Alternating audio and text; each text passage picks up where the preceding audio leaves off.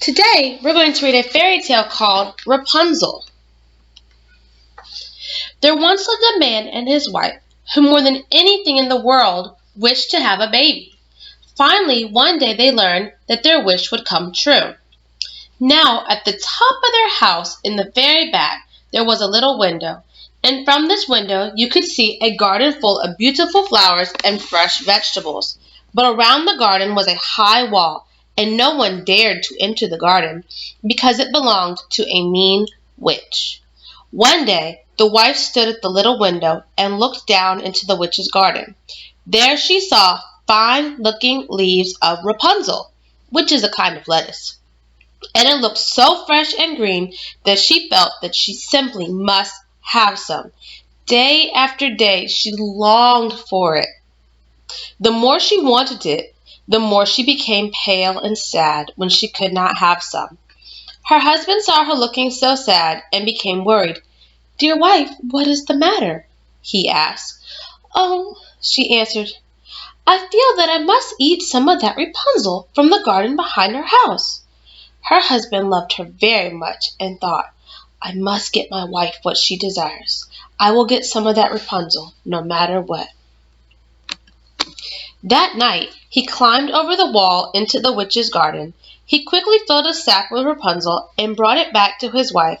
At once she ate it with delight, but she liked it so much and it tasted so good that the next day she longed for it twice as much as she had before.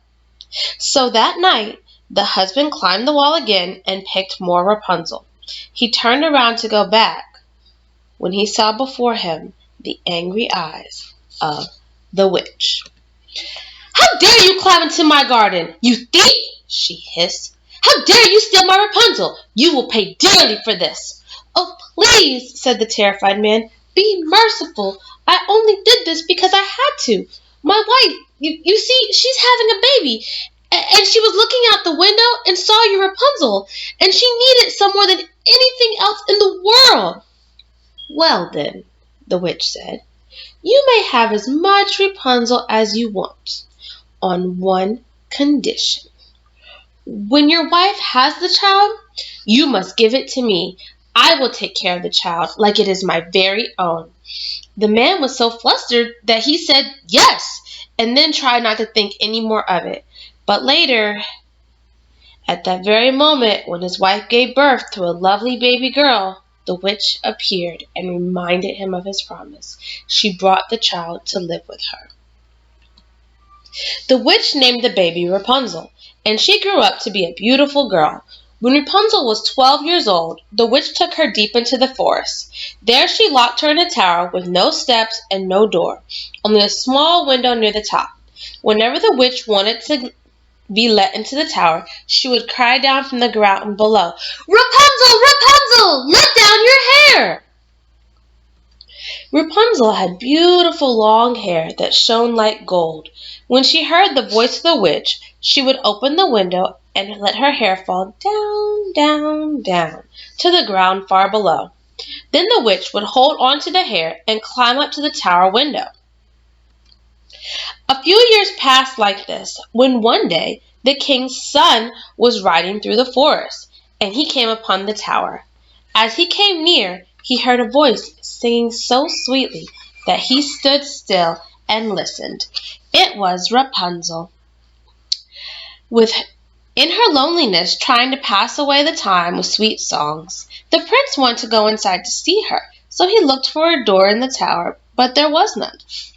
He rode home, but the song had entered into his heart, and every day he went into the forest and listened to it. Once, as he was standing nearby behind some trees, who should come up to the tower but the witch? The prince watched, amazed, as the witch called out, "Rapunzel, Rapunzel, let down your hair!" Then he saw how Rapunzel let down her long hair, and how the witch climbed up it and went into the tower. He thought, "So that is the ladder. Well then, I too will climb it." The next day, as dusk fell, he came to the tower and cried, "Rapunzel, Rapunzel, let down your hair!" And she let down her hair, and the prince climbed up.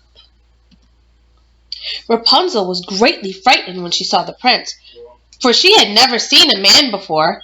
But he spoke kindly to her and told how her singing had entered his heart, and how he felt that he could not have no peace until he had seen her.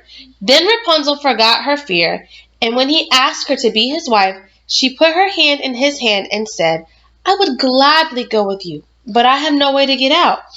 Do this for me. The next time you come, bring a bundle of silk.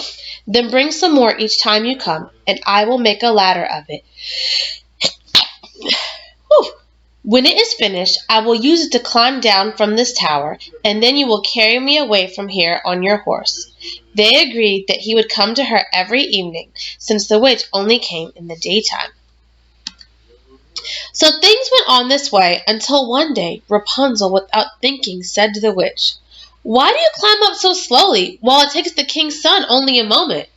"Oh, you wicked girl!" screamed the witch. "I thought I had you hidden from all the world, but you have betrayed me!" In a rage, the witch grabbed a pair of sharp scissors and cut off poor Rapunzel's hair. Then the witch took Rapunzel from the tower and brought her to live deep in the forest. Later that day, when evening fell, the prince came and called out, "Rapunzel, Rapunzel, let down your hair!" The witch lowered the cut-off hair, and the prince climbed up. But instead of seeing his dear Rapunzel at the top, he saw the gleaming eyes of the witch. "Aha!" she cried and laughed at him. "You came for your darling, but the sweet bird is no longer in the nest and sings no more. You will see her no more!" Filled with horror and sadness, the prince fell from the tower. The fall did not hurt him badly, but the thorns on which he fell cut his eyes and blinded him.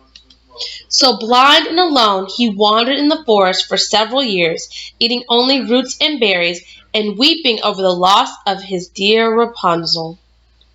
At last he came to a place in the forest where Rapunzel herself was wandering. He heard a sweet voice that he thought he'd heard somewhere before. When he went toward the sound, Rapunzel saw him, wrapped her arms around his neck, and wept. When Rapunzel's tears touched the prince's eyes, he could see again. He was both happy and amazed, because he thought he'd never see again.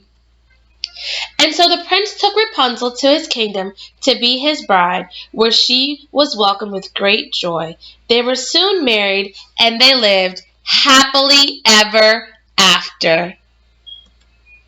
All right, that's the end.